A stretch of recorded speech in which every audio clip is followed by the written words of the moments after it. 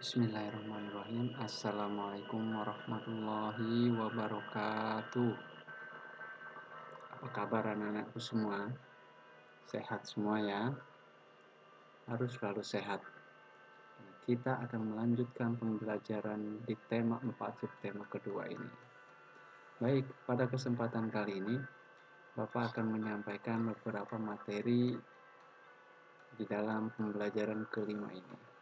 Di antaranya, kita akan mengetahui apa saja yang mempengaruhi kesehatan sistem peredaran darah kita. Kemudian, kita juga akan melihat apa saja pola lantai yang biasa digunakan dalam berbagai macam tarian. Dan yang terakhir, kembali kita akan membuat dan nanti pada akhirnya kalian akan membacakan pantun yang kalian buat tersebut. Baik, kita langsung lihat yang pertama. Apa saja sebenarnya yang bisa mempengaruhi kesehatan sistem peredaran darah kita? Faktor-faktornya apa saja? Yang pertama, tentunya pola hidup atau gaya hidup. Ya, ini adalah pilihan. Gaya hidup ini bisa kita ciptakan semau kita atau kita atur sedemikian supaya bisa mendukung sistem kehidupan kita lebih baik. Nah, maksudnya bagaimana? Gaya hidup seseorang itu bisa menentukan baik tidaknya kualitas hidup seseorang itu. Misalnya, jika seseorang itu sering sekali atau rajin mengkonsumsi makanan-makanan berlemak yang secara berlebihan, tidur larut malam hampir setiap hari, jarang berolahraga, maka gaya hidup yang seperti itu bisa menyebabkan beberapa macam gangguan, terutama gangguan peredaran darah. Nah, kita tahu makanan-makanan yang berlemak itu bisa menyumbat saluran pembuluh darah kita. Ya. Saluran pembuluh darah kita jadi mampet. Akhirnya suplai oksigen ke tubuh jadi berkurang. Aliran darah tidak lancar, bisa menyebabkan gangguan-gangguan peredaran darah seperti stroke, ya, kemudian jantung koroner dan lain sebagainya. Ya, itu diakibatkan dari gaya hidup. Kemudian jarang berolahraga, tentu saja pembuluh darah yang jarang sekali di aktivitas fisik, nah itu akan lemah.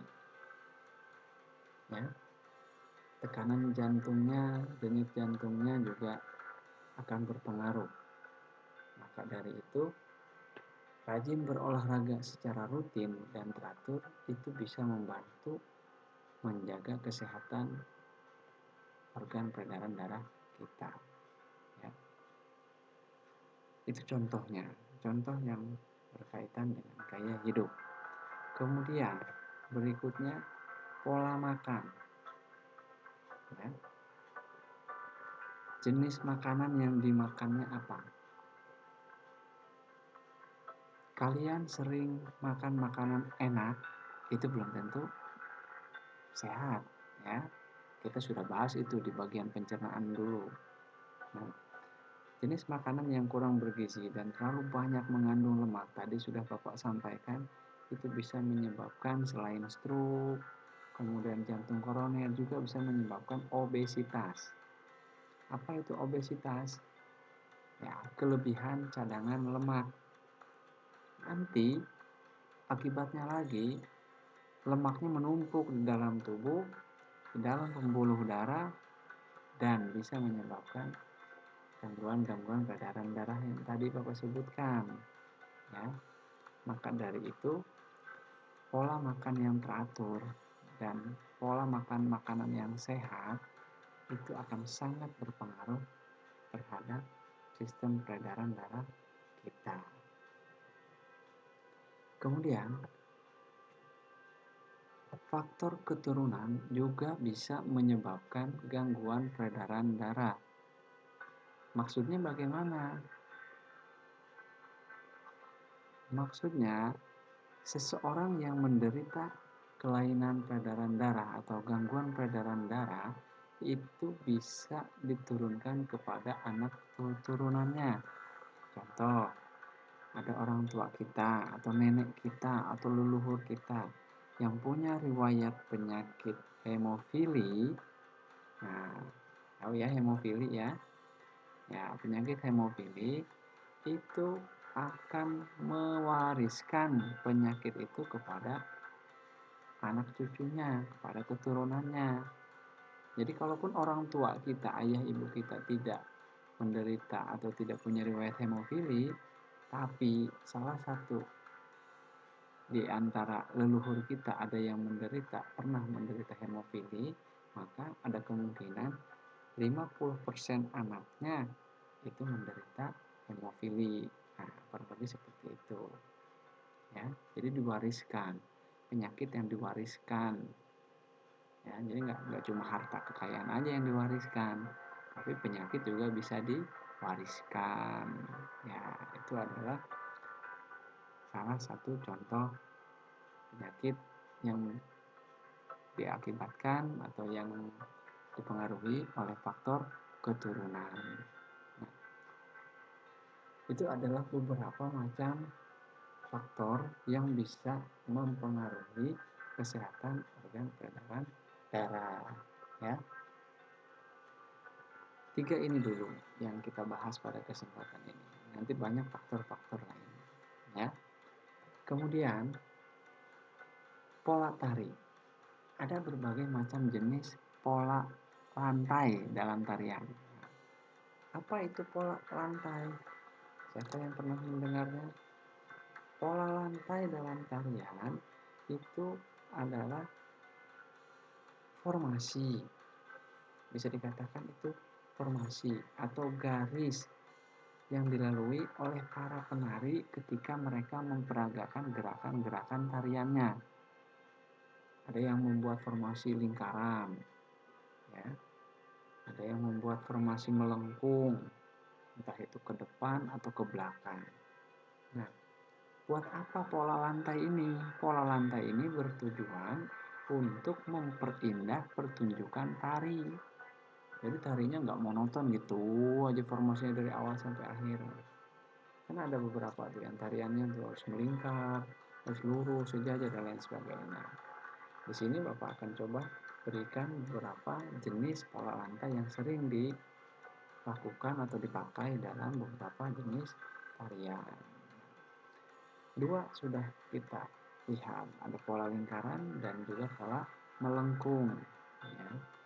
Kemudian ada lagi beberapa pola lantai lainnya, di antaranya ini pola yang lurus, garis lurus, entah itu lurus ke atas vertikal atau lurus horizontal, lurus ke samping. Ya. Pernah melihat tarian saman?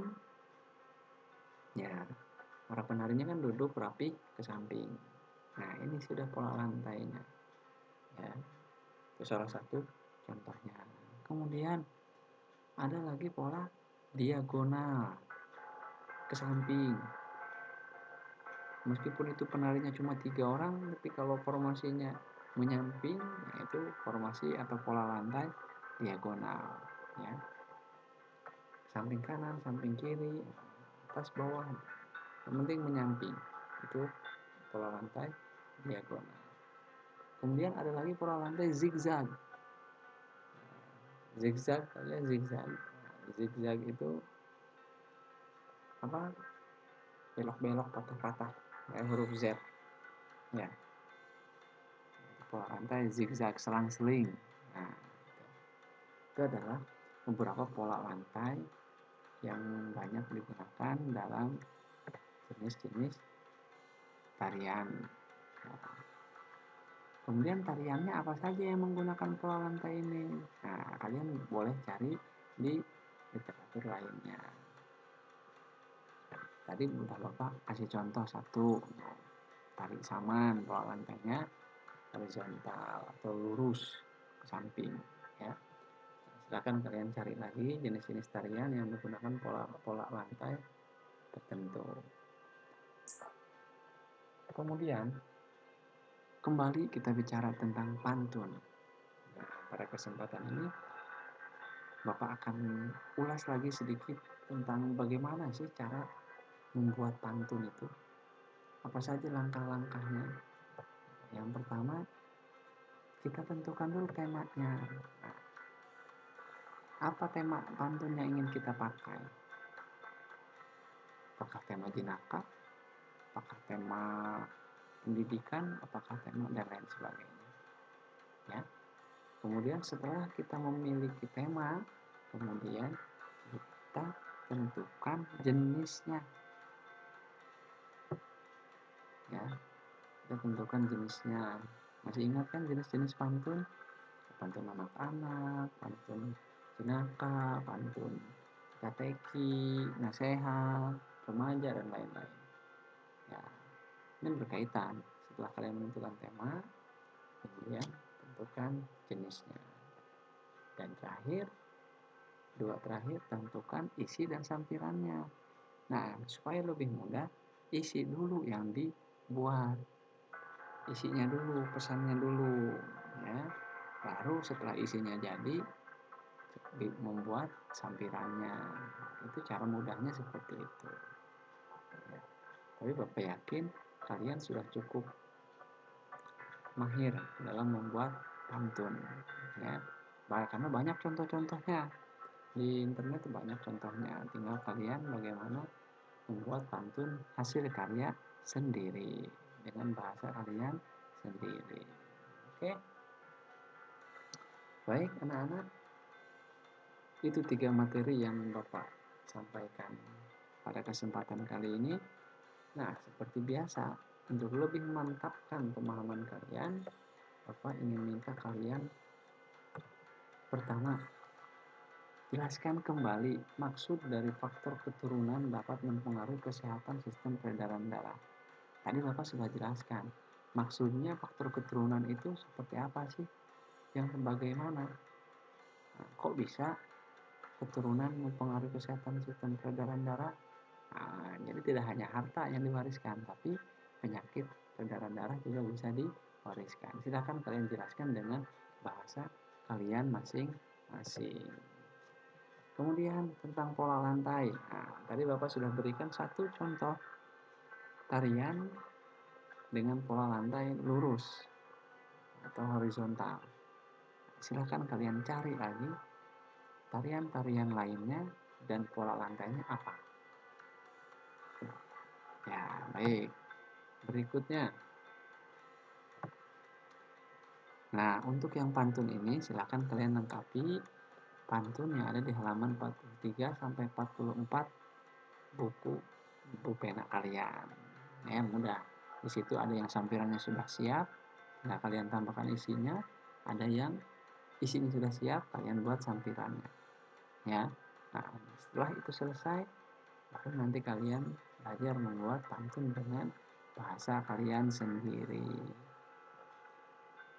Baik, anak-anakku, Bapak rasa cukup untuk pengantar materi pada kesempatan kali ini. Semoga bermanfaat untuk kalian semua, untuk kita semua. Tetap sehat, tetap semangat, dan sampai ketemu lagi di pertemuan berikutnya. Bapak ucapkan terima kasih. Wassalamualaikum warahmatullahi wabarakatuh.